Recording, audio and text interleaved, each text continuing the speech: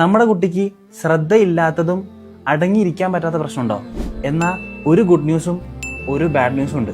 Bad news എന്താണെന്ന് വെച്ചാൽ ഒരു മരുന്ന് കൊടുത്ത് മാറ്റാൻ പറ്റുന്ന ഒന്നല്ല.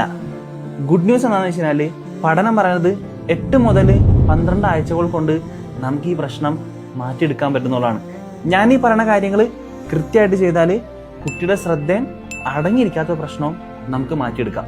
ഒന്നാമതായിട്ട് അവന് കൃത്യമായിട്ടുള്ള ഉറങ്ങാനുള്ള ടൈം പീരീഡ് ഉണ്ടാവണം. രണ്ടാമതായിട്ട് എത്രത്തോളം സ്ക്രീൻ ടൈം കുറക്കാൻ പറ്റുമോ, മൊബൈലിന്റെ യൂസ് കുറക്കാൻ പറ്റുമോ അത് മാക്സിമം കുറക്കാം. മൂന്നാമതായിട്ട് ശ്രദ്ധ കൂടാൻ, അറ്റൻഷൻ വർക്കുകൾ ഉണ്ട്, അത് കൃത്യമായിട്ട് പ്രാക്ടീസ് ചെയ്യണമെന്നുണ്ടെങ്കിൽ അറ്റൻഷൻ കൂടും എന്നുള്ളതാണ്.